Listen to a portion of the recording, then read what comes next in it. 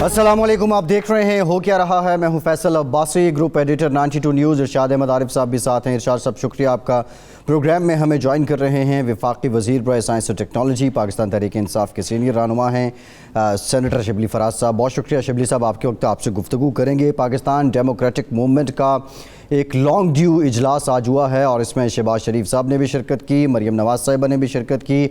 सवाल जो सबसे ज़्यादा यही पूछा जा रहा है कि जो बयानिए का तकरार है, टकराव है, अब यहाँ पे कौन सा बयानिया सामने आया है और किसकी बात का ज़्यादा वज़न रहा है। यकीनी तौर पे इजलास से मुतालिक जो मज़ीद रिपोर्ट सामने आएंगी इस पर भी बात करेंगे। लेकिन सरेदस्त जो रिपोर्ट हो रहा है उसमें इलेक्ट्रॉनिक वोटिंग मशीन को PDM के प्लेटफॉर्म से रिजेक्ट कर दिया गया है, इससे मुतालिक भी बात करेंगे। पाकिस्तान पीपल्स पार्टी ने अपना एक पत्ता फेंका था कि तहरीक अदम एतमाद पे राज़ी हो जाएं तो PDM को गले लगाने के लिए तैयार हैं। क्या उस पर भी बात हुई, इससे मुतालिक भी आज जिक्र करेंगे। और मोस्ट इंपॉर्टेंट, अफ़गानिस्तान में जो सूरत हाल है, उनके आर्मी चीफ़ को एक मरतबा फिर अशरफ गनी ने बदल दिया है। हैबतुल्लाह ज़ई साहब नए आर्मी चीफ़ आए हैं, इसकी रीज़न क्या है? क्या एतमाद का फुकदान बढ़ रहा है अशरफ गनी और अफ़गान नेशनल आर्मी के दरमियान? ये तमाम मामलात हैं आज के प्रोग्राम में ज़ेर बहस रहेंगे। इरशाद साहब, जो PDM है उन्होंने भी रिजेक्ट किया है। मुस्लिम लीग नून तो पहले ही कहती थी इस्लाहात की ज़रूरत भी नहीं है, आइन की बालादस्ती कर दें तो तमाम बेहतर हो जाएगा और इलेक्शन चोरी होने से बचने का वाहिद हल यही है कि आइन की बालादस्ती होनी चाहिए। क्या EVM के आने से आइन की बालादस्ती नहीं होगी इरशाद साहब? देखिए, ये तो एक अजीब व गरीब रवैया है अपोजिशन का कि एक मशीन आपने देखी नहीं, उसकी डेमोन्स्ट्रेशन आपने जो हुकूमत करना चाहती है उस पर आप तवज्जो नहीं दे रहे, उसको कबूल नहीं कर रहे और रिजेक्ट कर रहे हैं। वो जो इकबाल ने कहा था कि आइन नौ से डरना, तर्ज़ कोहन पे अड़ना, मंजिल यही कठिन है कौमों की ज़िंदगी में, तो ये तो आइन नौ से डरने वाली बात है। आप वो मशीन देखें, उसकी जो सारी तफसीलात हैं शिबली फराज साहब से या लॉ मिनिस्ट्री से या हुकूमत के दूसरे इदारों से, साइंस और टेक्नोलॉजी की वजारत है, लें। उसके बाद आप संजीदा एतराज़ात करें। अगर हुकूमत वो एतराज़ात दूर नहीं करती तो आप उसको रिजेक्ट कर दें।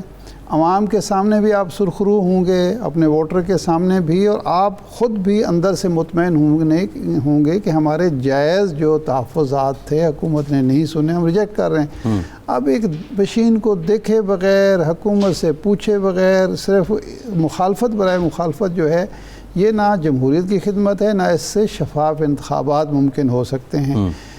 जब आप हुकूमत में ख़ुद थे तो आइन की बालादस्ती का क्या एहतमाम किया कि अगले इलेक्शन पर किसी किस्म के एतराज़ात ना हों? ये सारी अपोजिशन को और सियासी जमातों को सारे एतराज़ात, सारे तहफ़्फ़ुज़ात जो हैं अपोजिशन में आने के बाद क्यों होते हैं? इस हुकूमत पे आप 100 एतराज़ात कर लें, हम भी करते हैं, लोग भी करते हैं, करने चाहिए। बड़ी कमज़ोरियाँ भी हैं, नाकामियाँ भी हैं, ख़ामियाँ भी हैं, लेकिन वो कुछ कर तो रही है ना। एक कदम आगे उठाया है कि लें जी, हम हर इलेक्शन में तनाज़ा खड़ा होता है। उस दिन हमारे सामने शायद खाकन अब्बासी साहब कह रहे थे कि 13 के इलेक्शन भी मशकूक थे, 8 के भी मशकूक थे, 98 के भी मशकूक, 93 के भी, 90 के भी। वो तो अब हर इलेक्शन अगर मशकूक हैं तो एक नया रास्ता हुकूमत ने चुना है और एक नई मुतबादिल स्कीम दी है। उस स्कीम को आप मुस्तरद करें दलाइल की बुनियाद पर, ठोस दलाइल की बुनियाद पर, शवाहिद की बुनियाद पर और मंतिक के ज़रिए, लॉजिक के ज़रिए। तो आज का जो इजलास है, मैं नहीं समझता कि ये कोई जमहूरियत की खिदमत है। आप मुखालफत करते हैं। शिबली साहब इत्तेफाक से हमारे साथ मौजूद हैं, हम उनसे पूछेंगे कि शिबली साहब, हमें तो इसके मेन फीचर्स जो हैं इस मशीन के, जो आपने बनाई है और वज़ीर आज़म को भी दिखाई है, आज अपोजिशन को आप दिखाने का इरादा करते थे लेकिन वो आए, तशरीफ़ नहीं लाए, तो मेन फीचर्स क्या हैं और उनके जो एतराज़ात, 2 बड़े एतराज़ात किए जा रहे हैं। नंबर 1 तो ये है कि जिसकी हैकिंग होगी और इसको जो पीछे से कंट्रोल करने वाले होंगे वो मर्ज़ी के नताइज हासिल करेंगे। और दूसरा, अवामी सतह पर भी ये कहा जा रहा है कि ये जो अंगूठे का मसला है ये नादरा में पेश आ रहा है, एयरपोर्ट्स पर भी पेश आ रहा है कि जो बूढ़े लोग होते हैं या मेहनत कश लोग होते हैं उनका अंगूठा आइडेंटिफाई नहीं होता। तो और बाकी एतराज़ात भी आपके सामने होंगे। क्या ये मशीन किस तरह इन एतराज़ात को रद्द कर सकती है और शफाफ इलेक्शन को यकीनी बना सकती है?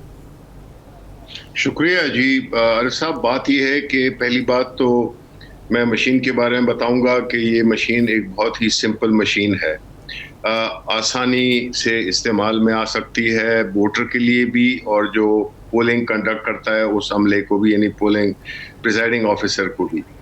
دوسری چیز یہ ہے کہ یہ مشین باہر یعنی کہ انٹرنیٹ سے, وائی فائی سے یا بلوٹوتھ اس قسم کا کوئی فیچر ہے ہی نہیں, اس لیے اس کا ہیک ہونے کا کوئی چانس ہی نہیں ہے. یہ بالکل ایسے کہنا جیسے کہ ایک شخص جس کے دل میں, جس کی باڈی میں دل ہی نہ ہو اور وہ کہے کہ ہارٹ اٹیک ہو گیا ہے, مطلب اس کا دل ہے ہی نہیں اور اس کو ہارٹ اٹیک کیسے ہو سکتا ہے. دوسری بات یہ ہے کہ اس میں کوئی ایسی بلوٹوتھ یا وائی فائی کی کوئی کنیکٹیوٹی نہیں ہے جس سے کہ یہ چیز انفلوئنس ہو سکے یا یہاں سے کچھ انفارمیشن باہر جائے یا اندر آئے. یہ اسٹینڈ الون اس کو کہتے ہیں. دوسری بات یہ ہے کہ اس میں کوئی آپریٹنگ سسٹم نہیں ہے. آپریٹنگ سسٹم نارملی اس میں بگز آ جاتی ہیں یا ڈالی جا سکتی ہیں, سو اس میں آپریٹنگ سسٹم بھی نہیں ہے. یہ جو تھوڑے بہت ٹیکنالوجی کو جانتے ہیں یہ صرف الیکٹرانکس اور میکینیکل پارٹس کا جوڑ ہے جس کو کہ اس طریقے سے ترتیب دیا گیا ہے جو کہ آپ کے جو بنیادی ایک سنگل فنکشن کے لیے ہر ایک بٹن بھی ہے, اور اس سے ہوگا یہ کہ جب بھی کوئی ووٹر آئے گا وہ اس کو ایک پریس کرے گا بٹن اور اس کا ووٹ اس کو فوراً 2 سیکنڈز میں اس کو اس کی ووٹ جس پہ اس نے ووٹ دیا ہے نشان بھی لگا ہوا ہے, نام بھی ہے. انڈیا کی مشین میں صرف نمبرز ہیں اور جو بیلٹ پیپر ہے وہ باہر بھی نہیں آتا, وہ مشین کے ادھر بیلٹ پیپر میں ڈائریکٹ گر جاتا ہے. سو ہماری اس پہ یہ امپرومنٹ ہے. اس سے یہ ہوگا کہ جب ووٹر دیکھے گا, جب ووٹ ڈالنے کے بعد جب وہ پرچی نکلے گی یعنی بیلٹ پیپر نکلے گا تو اس پہ انتخابی نشان اور کینڈیڈیٹ کا نام ہوگا جو کہ بڑی واضح طریقے سے آپ دیکھ سکیں گے کہ یہ ووٹ جس کو میں نے دیا تھا اسی کو گیا. وہ ووٹ لے کے آپ فولڈ کر کے آپ اس کو بیلٹ باکس میں ڈال دیں گے. سو ایک طرف الیکٹرانک ریزلٹ ہوں گے اور دوسری طرف جو کاغذ کے جو کہ پولنگ وہ جو ہے بیلٹ پیپر وہ آپ کو ادھر نظر آئیں گے تو آپ اس کو ٹیلی بھی کر سکتے ہیں. دوسری بات یہ ہے کہ دیکھیں, بات یہ ہے کہ جس طرح کہ ابھی آپ نے اپنے ابتدائیے میں بھی کہا کہ الیکشنز ماضی میں ہمیشہ کنٹروورشل, یہاں تک کہ جو آخری الیکشن ہوا ہے سیالکوٹ والا اس میں بھی تنازعات کھڑے ہو گئے ہیں. اب اگر اپوزیشن نہیں چاہتی کہ اس ملک میں شفاف اور ایک قابل اعتبار الیکشن ہو اور بغیر مشین دیکھے ہوئے, بغیر اس کا جائزہ لیے ہوئے, بغیر اگر وہ اس کو ریجیکٹ کرتے ہیں تو اس کا کیا مطلب ہے کہ میں نہ مانوں اور میں مخالفت برائے مخالفت کروں گا. تو ایسی صورتحال میں اپوزیشن کیا کر رہی ہے؟ اپوزیشن اس پہ ذرا شبلی صاحب آتے ہیں, یہ جو سیاسی پہلو ہے اس پہ آتے ہیں.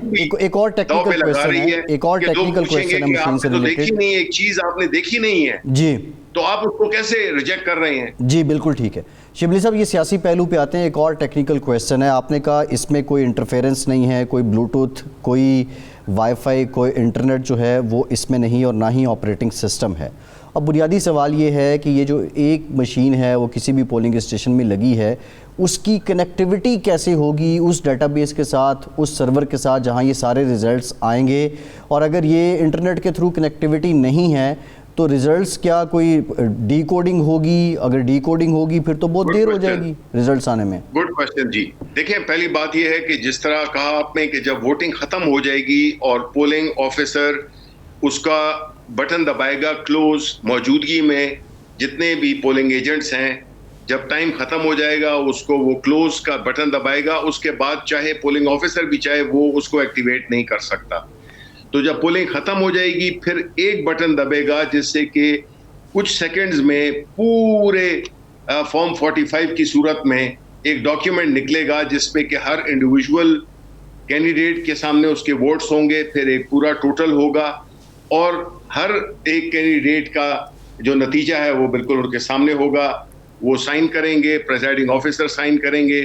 اب آتے ہیں آپ کے سوال پہ کہ اس نتیجے کو, اس فارم 45 کو کس طرح سے واپس بھیجا جائے گا ہیڈ کوارٹر میں, یا آپ اس کو الیکشن کمیشن کا جو ہیڈ آفس ہے جو بھی ہے ادھر وہ اس کو کیسے پہنچایا جائے گا؟ کیونکہ لاسٹ ٹائم RTS بیٹھ گیا تھا اور وہ بیٹھا اس لیے تھا کہ وہ میکنزم نہیں بنایا گیا تھا جس کو کہ ہم لاسٹ مائل کہتے ہیں, یعنی کہ اس میں ہم نے مشین میں ایک دیا ہوا ہے QR کوڈ یہ جو ہے ایک انکرپٹڈ سا میسج ہوتا ہے جس میں یہ سارا جو فارم 45 جو کہ جی ٹھیک ہے آپ کو شبلی صاحب اس پہ بات کرتے ہیں، قطع کلامی کی معافی، ایک بریک لیتے ہیں، بریک کے بعد دو ساتھ.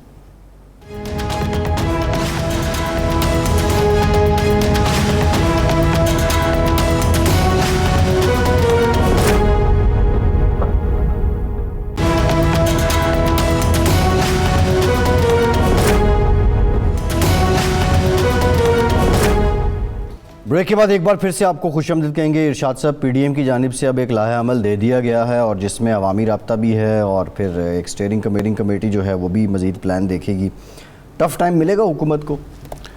دیکھیں، جب یہ ساری جماعتیں متحد تھیں، پیپلز پارٹی بھی شامل تھی، اے این پی بھی شامل تھی، اور ایک تاثر بھی مولانا فضل الرحمان نے بنا دیا تھا کہ بس جی حکومت کا چلچلا ہو، اس وقت کچھ نہیں ہوا اور ہونا بھی نہیں چاہیے تھا. میرے جیسے لوگ تو پہلے دن کہہ رہے تھے کہ جی ان تلوں میں تیل نہیں ہے اور کوئی اپوزیشن نہیں کر سکتی، کیونکہ اپوزیشن اس وقت کی موجودہ اپوزیشن ہے، ان کی جو باہمی لڑائیاں ہیں، رنجشیں ہیں، چپکلش ہے، وہ بہت زیادہ ہے. یعنی اگر پیپلز پارٹی اور مسلم لیگ کے ماضی کی تلخیاں دیکھی جائیں یا ایک دوسرے پر مسٹرسٹ دیکھا جائے تو وہ عمران خان اور پیپلز پارٹی کے درمیان یا عمران خان اور مسلم لیگ کے درمیان شاید کم ہوگا ان کے درمیان، کیونکہ تجربہ جو دونوں کا ہے، ایک تلخ تجربہ، وہ ایک دوسرے کے ساتھ ہے، عمران خان کے ساتھ نہیں ہے. تو جب پہلے کچھ نہیں ہوا تو اب بھی یہ صرف فیس سیونگ ہے. اب ساری پارٹیز پی ڈی ایم سمیت اگلے الیکشن میں چاہتے ہیں کہ ہمیں حصہ رسدی مل سکے، اس کے لیے ساری تیاری کر رہے ہیں. اپنے ورکر کو بھی موبلائز کیا جا رہا ہے، ووٹر کو بھی تاثر دیا جا رہا ہے، اور پریشرائز بھی حکومت کو اس لیے کیا جا رہا ہے کہ کم از کم اگلی دفعہ ہمیں ایک پلینگ فیلڈ ملے، لیول پلینگ فیلڈ ملے. اس کے علاوہ مجھے تو کوئی امکان نظر نہیں آ رہا کہ کوئی بہت بڑا کارنامہ پی ڈی ایم انجام دے سکتی ہے. جی شبلی صاحب، یہ آپ ای وی ایم کی بات بھی کر رہے ہیں، لیول پلینگ فیلڈ میں کیا آپ رکاوٹ ہیں؟ اور بالخصوص یہ الیکشن ریفارمز کو لے کے تو حکومت کی نیت پہ اپوزیشن بار بار شک کر رہی ہے. دیکھیں، پہلی بات تو یہ ہے کہ جو عارف صاحب نے بھی کہا، اور پی ڈی ایم کا جہاں تک تعلق ہے تو یہ ایک ایسے اس کا راکھ کا ڈھیر ہے جس میں نہ شعلہ ہے نہ چنگاری ہے. یہ اپنے آپ کو بس کبھی سو کے اٹھتے ہیں، ان کے پاس نہ کوئی لاہ عمل ہے، نہ یہ ملک کی سیاست پہ اس وقت ان کا کوئی ایک ایسا اثر رسوخ ہے. تو یہ تو ایک پریس کانفرنس انہوں نے کر لی اور یہ جو ہے تو کل کسی کو یاد بھی نہیں رہے گی. یہ اپنے آپ کو ریلیونٹ کر رہے ہیں. آفتاب خان شیرپور کو وائس پریزیڈنٹ بنا دیا اور اس قسم کی باتیں کرنا. اب دیکھیں، شہباز شریف بات کر رہے تھے کہ مہنگائی، اور وہ بھئی اگر مہنگائی ہے، آپ کو اگر غریبوں کا اتنا ہی دکھ ہے تو آپ اپنی فیملیز کو لے آئیں، جتنی جائیدادیں ہیں وہ بیچ کے اس ملک میں لائیں، اس ملک میں انویسٹ کریں. اس ملک کو ضرورت ہے. آپ باہر اپنی ایک پرتعیش محلوں میں رہ کر، پرتعیش ماحول میں رہ کر، اور آپ غریبوں کی بات کرتے ہیں، جچتی نہیں ہے. آپ پٹ منی ویئر یور ماؤتھ از. آپ آئیں، اس ملک میں آئیں، انویسٹ کریں، جو جائیدادیں باہر بنائی ہیں اس کو بیچیں اور ادھر اپنی فیملیز کو بھی لائیں. کیا وہ بہتر پاکستانی ہیں ہم سے؟ کیا وہ پاکستانی جو کہ جن کی یہ بات کر رہے ہیں ان سے یہ بہتر ہیں کہ یہ وہاں پہ ایک بڑے پرسکون ماحول میں بیٹھے ہوئے ہیں، ان عدالتوں سے بھاگے ہوئے، اور مختلف مقدمات جو اس میں کہ بہت ہی زیادہ وزن ہے، اپنی جائیدادوں کا پروف دے نہیں سکے. یہ غریبوں کی بات کرتے ہیں تو بالکل یہ ایک منافقت ہے.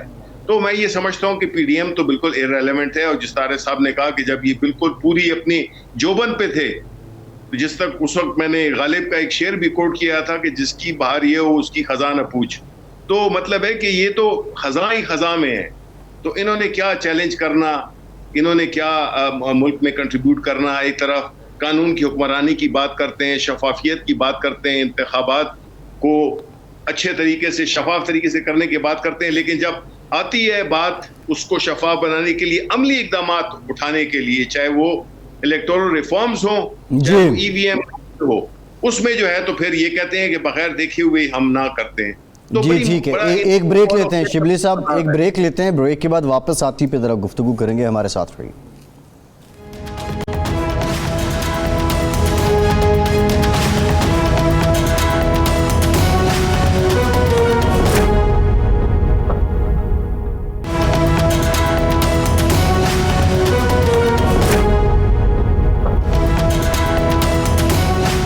ब्रेक के बाद एक बार फिर से आपको खुशामदद कहेंगे इरशाद साहब। EVM को तो धांधली का एक तरीका गर्दान दिया है PDM ने। नहीं, वो यही कहना था। मैं पता है क्या है, ये हमारी जो पुरानी सियासी जमातें हैं या सियासी गिरोह हैं, हकीकत ये है कि ये चाहते नहीं है कि धांधली का यहाँ ख़ात्मा हो, इसलिए कि धांधली के ज़रिए जब इतने इलेक्शन हुए और कभी कोई कोशिश नहीं हुई उसके ख़ात्मे की, तो इसका मतलब ये है कि नीयत किसी की नहीं है। वरना ये कैसे हो सकता है कि जनाब वाला धांधली रोकनी मकसूद हो और कोई तरीक़े ना तलाश किया जा सके। एक तरह का तरीका मौजूदा हुकूमत ने तलाश करने की कोशिश की है ना, क्योंकि ये हमारा जो इलेक्टेबल्स का सिस्टम है इस मुल्क के अंदर, वो सारे का सारा धांधली पर मबनी है। पैसा चलता है यहाँ, धौंस चलती है यहाँ, पुलिस को इस्तेमाल किया जाता है, पटवारी को इस्तेमाल किया जाता है, जो हुकूमत होते हैं, जो अपोजिशन में होते हैं, ताकतवर होते हैं, वो गुंडागर्दी भी करते हैं, ख़रीदे जाते हैं, वोट दबाए जाते हैं। अगर ये कोई शफाफ किस्म का इलेक्शन आ जाए तो यकीन माने ये जो हम रोना रोते हैं कि जी पढ़े लिखे लोग, गरीब लोग, मुतवसत क्लास के लोग क्यों नहीं असम्बलियों में पहुंचते, इसलिए नहीं पहुंच सकते कि शफाफ इलेक्शन में ही वो पहुंच सकते हैं। इस धांधली के इलेक्शन में वो जीत नहीं सकते, और हमारी सियासी जमातें जो हैं वो इलेक्टेबल्स के बलबूते पर ही इक़्तिदार में आती हैं। तो इसलिए ये बात उनको रिजेक्ट ही करनी चाहिए। लेकिन अब शिबली साहब से हम ये पूछेंगे कि एक पहला सवाल के उन्होंने रिजेक्ट कर दिया, अब अपने तौर पर यकतरफ़ा तौर पर ये सिस्टम आप नाफिज करेंगे, जबकि इलेक्शन कमीशन भी आपकी मुखालफत कर रहा है, ना वो आपकी इस्लाहात का साथ दे रहा है, ना आपकी मशीन का, तो आपके पास क्या तरीका है शिबली साहब? देखिए जी, जहाँ तक कानून का ताल्लुक है वो तो ज़ाहिर है कि पार्लियामेंट ने पास करना है, और हमारी पार्लियामेंट में भी कोशिश होगी। मैं अब भी अपोजिशन जमातों से ये कहता हूँ कि देखें, इस मुल्क में जो बातों का जिक्र आपने किया कि क्यों लोग कुछ लोग जो है तो धांधली को के इलेक्शंस को तरजीह देते हैं, बिकॉज उनके उसमें मफादात जुड़े हुए हैं और उस साइंस को उन्होंने परफेक्ट किया हुआ है। अब हम ये चाहते हैं कि देखें, हमने अगर पाकिस्तान में जमहूरियत ने जड़ें पकड़नी है, अगर वो लोग जो कि जिनको पार्लियामेंट में आना चाहिए वो आ नहीं सकते क्योंकि इलेक्शंस में वो compete कर नहीं सकते हैं एक ऐसे सिस्टम के अगेंस्ट जो कि धांधली पे बेस्ड है, तो ये लोग ऐसे लोग आएंगे जिनके के अपने मफादात होते हैं, वो अवाम के लिए काम नहीं कर रहे होते, वो अपने खिलाफ कानून साजी नहीं कर सकते हैं। कानून साजी एक ऐसी चीज़ है जिसमें कि आपके मुल्क के जो पूरा जो एक ढांचा है उस पर आपको असरअंदाज होने का मौका देता है। तो कौन सा शख्स होगा जो अपने खिलाफ कानून साजी करे? तो ये इसी वजह से जो इस मुल्क की अवाम के लिए बेहतर कवानीन पास नहीं हो सकते हैं, मुश्किलात आती हैं, जिसमें कि एक ख़ास माफिया को, एक ख़ास जो वो इंटरेस्ट ग्रुप होते हैं, मफादाती ग्रोह जो होते हैं, उनको वो उसके आड़े आते हैं और वो कानून साजी नहीं हो सकती जो कि एक्चुअली होनी चाहिए, जो कि इसमें मुल्क की बेहतरी है। अब जो है तो अब जी देखें, टेक्नोलॉजी की वजह से अब दुनिया बदल गई है, पाकिस्तान भी बदल गया है। आप देखें 184 मिलियन लोगों के पास मोबाइल फ़ोन है, यानी 18 करोड़ 40 लाख लोगों के पास मोबाइल फ़ोन है। आपके 120 मिलियन आपके रजिस्टर्ड वोटर्स हैं। तो एक ऐसा जब मुल्क जिसमें के नौजवान भी हो ज़्यादा, जो टेक्नोलॉजी से वाकफियत भी रखते हों, एक सिंपल मशीन जो कि आपको पूरे ये जो इलेक्शन के दौरान, पोलिंग के दौरान, पोलिंग के बाद जो जितनी धांधली होती है, वो पहले जो ठप्पे वाला सिस्टम था जिसमें के कार्ड्स ले लिए जाते थे और फिर वो एक ही उसमें मुख्तलिफ लोग डाल रहे थे, इस मशीन में उसका टोटल तदारुक है। तो टेक्नोलॉजी के लिए आएँ, अपनी राय दें, इसको टेस्ट करें, इसकी पूरा मुआयना करें, अपनी तसल्ली करें, लेकिन मुखालिफत बराए मुखालिफत ना करें। बगैर देखे हुए चीज़ों को रद्द करना जो है तो वो कोई मंतक नहीं है, उसमें कोई वो नहीं है, क्या कहते हैं, कोई विजडम नहीं है, उसमें कोई हिकमत नहीं है। शिबली साहब, आज मुईद यूसुफ साहब और फवाद चौधरी साहब प्रेस कॉन्फ्रेंस कर रहे थे कि जी हमारे ख़िलाफ़ सोशल मीडिया पे जो एक पाकिस्तान मुखालिफ कैंपेन चल रही है, अफ़गानिस्तान के हवाले से, औरतों पर मज़ालिम के हवाले से, वज़रा की किरदार कुशी के हवाले से, उसके पीछे इंडिया है, इसराइल है और पाकिस्तान के कुछ जमातें, कुछ अफराद, कुछ गिरोह इस्तेमाल हो रहे हैं। آپ سے سوال دو ہیں. ایک تو یہ ہے کہ آپ کی وزارت سائنس اور ٹیکنالوجی ہے وہ اس کے سد باب کے لیے کیا کر رہی ہے, کیا کر سکتی ہے, نمبر 1. دوسرا, حکومت کو جب علم ہے کہ فلاں گروہ فلاں جماعت پی ٹی ایم کا نام لیا گیا وہ استعمال ہو رہی ہے انڈیا کے لیے, انڈیا کے پیسے سے اسرائیل کے لیے, تو حکومت ان کے خلاف اقدامات کیا کر رہی ہے, کھلی چھٹی کیوں ملی ہوئی ہے؟ یہ دو سوالوں کا ذرا جواب عنایت کریں.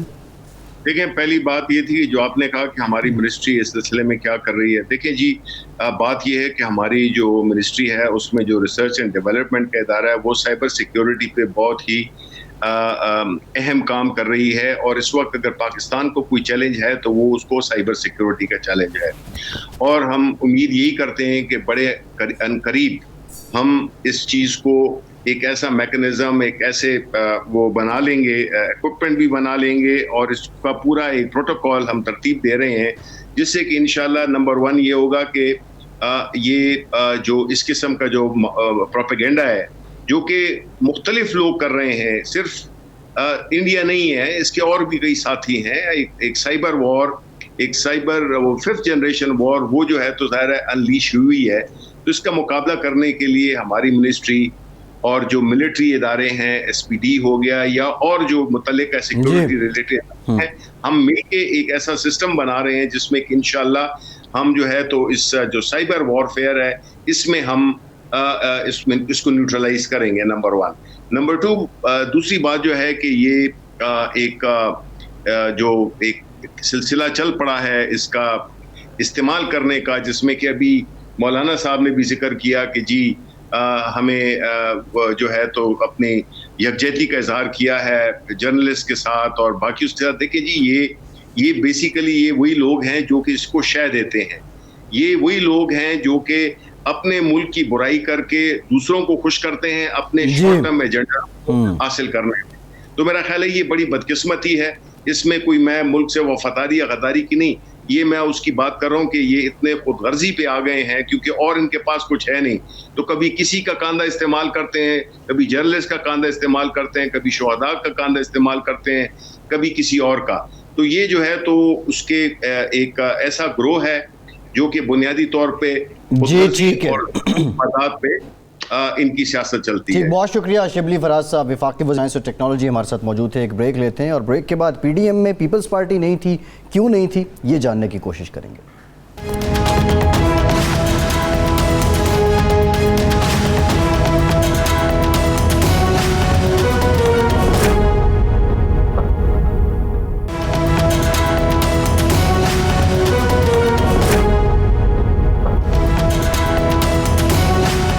بریک کے بعد ایک بار پھر سے آپ کو خوش آمدید کہیں گے. ہمیں جوائن کیا ہے پاکستان پیپلز پارٹی کی سینئر رہنما ہیں, پارلیمنٹیرین ہیں, ڈاکٹر نفیسہ شاہ صاحبہ نے. ڈاکٹر صاحبہ thank you very much for your time. Doctor صاحبہ, ایک تو آپ بتائیے یہ پی ڈی ایم کی آج کی جو میٹنگ تھی اس میں شہباز شریف صاحب کی شرکت کے علاوہ کیا کچھ آپ کو نیا لگا, اور دوسرا جو آپ نے پی ڈی ایم کو گلے لگانے کی شرط عائد کر دی ہے کہ تحریک عدم اعتماد پہ راضی ہو جائیں, کیا یہ پیپلز پارٹی اس میں سنجیدہ ہے یا حجت تمام کر رہی ہے؟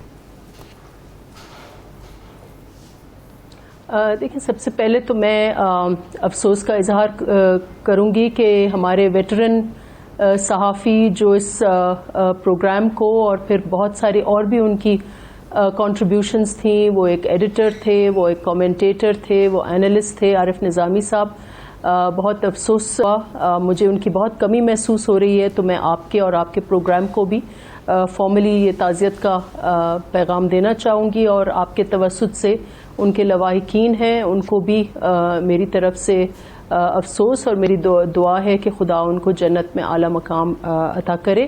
ویل ریئلی مس ہم. اور ان کے پروگرامز میں ایک مستقل بنیاد پر وہ چنتے تھے کہ میں آؤں اور اس پروگرام میں شریک ہوں, تو مجھے بہت اچھا لگتا تھا جس طریقے سے وہ دھیمے انداز میں بھی بہت کچھ سوال مشکل والے بھی ہمیں چیلنج کرتے تھے, اور سوچنے کا ان کا ایک طریقہ کار دھیما تھا لیکن بہت نپا تلا تھا. اور اس قسم کی صحافت کی اس ملک میں شدید ضرورت ہے, تو بہت کمی محسوس ہوگی. دیکھیں, اس وقت پی ڈی ایم کا اجلاس, جیسے میں یہ کہوں گی کہ پی ڈی ایم اب پی ڈی ایم نہیں رہا, وہ ایک ادھورا ایک دھڑا ہے مختلف جماعتوں کا, اور اب اس کی افادیت پہ بہت اس لیے میں بالکل جو کوشچنز انہوں نے ریز کی, جو ان کی ریزولوشنز تھیں, جو نقطے انہوں نے اٹھائے, ہم ان سے متفق ہیں. یہی انہی کی وجہ سے ہم نے پہلے دن بھی یہ جو کولیشن ہے یہ ہم نے بنائی, اس میں تشکیل دینے میں چیئرمین صاحب کا, چیئرمین پیپلز پارٹی کا بہت بڑا اس میں کردار تھا ایکٹیولی, اور آج بھی وہی ایشوز الائیو ہیں. لیکن ہمارا جو ڈفرنس تھا وہ یہی تھا کہ وہ ایکسٹریم سٹیپ لینا چاہ رہے تھے, استعفے ہم چاہ رہے تھے کہ ہم سسٹم کے ساتھ ساتھ چل کے اور ہم حکومت کو چیلنج کریں. اور ہماری ہی بات آج سٹینڈ کر رہی ہے. آج وہی باتیں ہو رہی ہیں جو پہلے دن سے ہو رہی تھیں, لیکن جو طریقہ کار ہے وہ اڈاپٹ جو کر رہے ہیں وہ پیپلز پارٹی کا ہی طریقہ کار تھا. آج تک کسی نے, آج مجھے بتائیں کہ کسی نے ریزگنیشنز کی باتیں کی, اور اس وقت جب ارلی الیکشنز میں ایک موومنٹ چلی ہے کہ ہو سکتا ہے ارلی الیکشنز ہوں, لیکن ارلی الیکشنز نہ بھی ہوں تو پھر بھی 2 سال باقی ہیں. تو اب مجھے بتایا جائے کہ اس وقت پی ڈی ایم کی کیا افادیت ہے, کیا وہ اس وقت یہ ساری چیزیں جو آج بات ہوئی ہیں یہ ہمارے چیئرمین بلاول بھٹو زرداری صاحب مختلف اوقات پر انہوں نے کی ہیں, یہ گفتگو پارلیمان میں ہوئی ہے, یہ پروٹیسٹس پارلیمان میں ہوئے ہیں. تو یہ جو جلسے ہیں محض اس قسم کے جلسوں کا سلسلہ تو بہت چلا ہوا ہے, لیکن اس کا پھر ایفیکٹ کیا ہونا ہے؟ ڈاکٹر صاحب, آپ کی طرف سے جو یہ کہنا ہے کہ عدم اعتماد کی تحریک پیش کی جائے, آپ کو تجربہ ہوا سنجرانی صاحب کے حوالے سے بھی, اور الیکشن جو تھے چیئرمین کے وہ بھی تجربہ ہوا کہ صرف نمبر گیم سے آپ عدم اعتماد کی تحریک کامیاب نہیں کر سکتے, اور یہی مسلم لیگ نون کہتی ہے کہ کس طرح کامیابی ہوگی. تو اس کے باوجود آپ مصر کیوں ہیں کہ تحریک عدم اعتماد پیش کی جائے, اور آپ نے یہ بھی پیشکش کر دی کہ جی وزیر اعظم اور وزیر اعلیٰ کے امیدوار بھی آپ طے کر لیں؟ دیکھیں, ہم نے تو یہ ثابت کر کے دکھایا, سینٹ الیکشنز جو لوور ہاؤس میں ہوئے, نیشنل اسمبلی میں ہوئے, اس میں جو رولنگ پارٹی ہے یا رولنگ کولیشن ہے وہ اپنی اکثریت جو ہے وہ کھو بیٹھی تھی. اور اگر سینٹ میں جو چیئرپرسن کا انتخاب نہ ہو سکا, وہ بھی ان کی ایک کھلے عام دھاندلی کی وجہ سے, کیونکہ انہوں نے وہ ووٹ ریجیکٹ کیے جو ووٹ عام الیکشنز میں بھی کسی بھی آپ پولنگ آفیسر سے یا پریزائڈنگ آفیسر یہ سوال کریں کہ اگر ٹھپا جو ہے نام پر لگا ہوتا ہے تو کیا وہ ریجیکٹ ہوتا ہے؟ وہ کبھی نہیں ریجیکٹ ہوتا.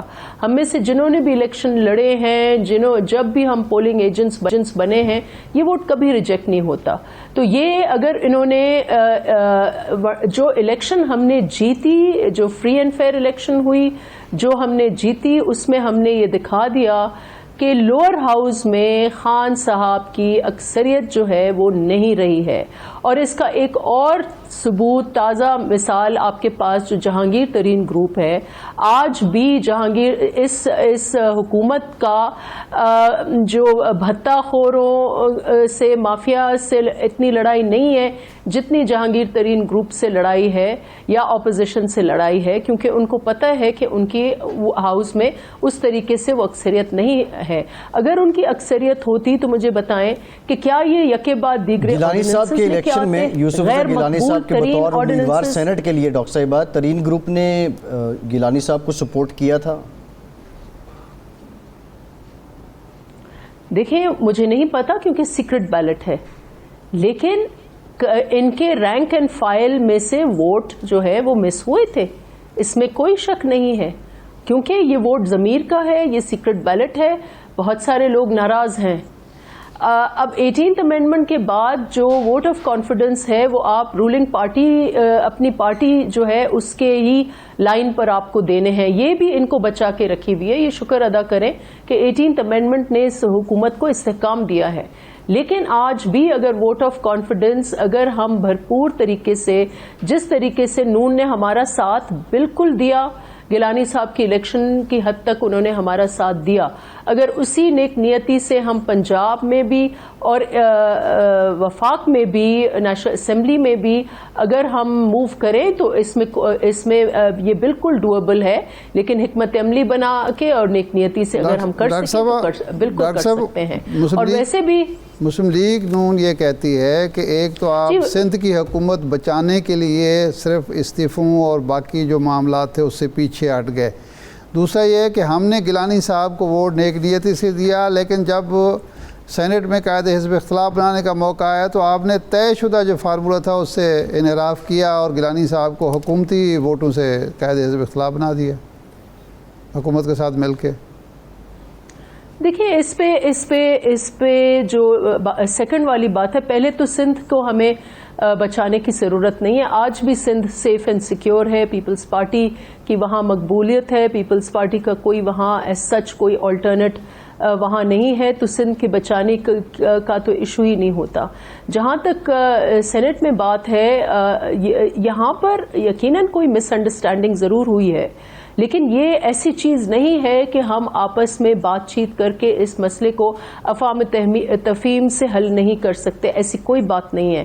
ویسے بھی جمہوریت آرٹ آف دا پاسبل ہے, اور اگر پی ڈی ایم کو فعال جو اس وقت پی ڈی ایم میں جو بچا دھڑا ہے, اگر وہ چاہتا کہ ایک ایفیکٹو اپوزیشن الائنس ہوتی تو وہ ہمیں کبھی بھی نہیں جانے دیتے.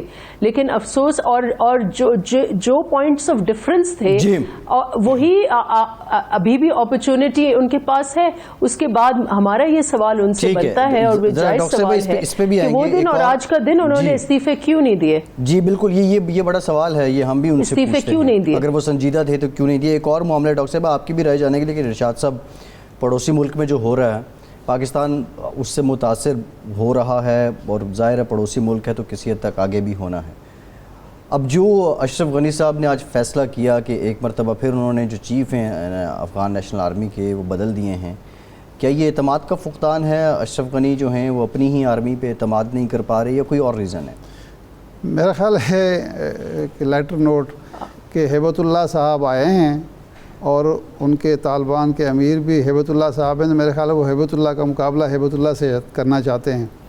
لیکن اصل میں جس بدحواسی کا شکار ہے اشرف غنی صاحب اور ان کی حکومت اور نیشنل آرمی, دیکھیں یہ فرا میں ہرات میں جو کچھ ہو رہا ہے کہ جتھے کے جتھے فوج کے ہتھیار ڈالتے چلے جا رہے ہیں, اور خود آج انٹیلیجنس رپورٹ جو ہے امریکہ کی وہ یہ کہہ رہی ہے کہ اگلے 30 دن میں محاصرہ مکمل ہو جائے گا اور 3 مہینے میں کابل جو ہے وہ سرنڈر کر سکتا ہے. تو اس کا مطلب یہ ہے کہ فوج کے پاس نہ جذبہ ہے اور حکومت کے پاس کوئی مقصد نہیں ہے, کوئی ایجنڈا نہیں ہے جس کی وجہ سے وہ فوج کو اور عوام کو مطمئن کر سکے.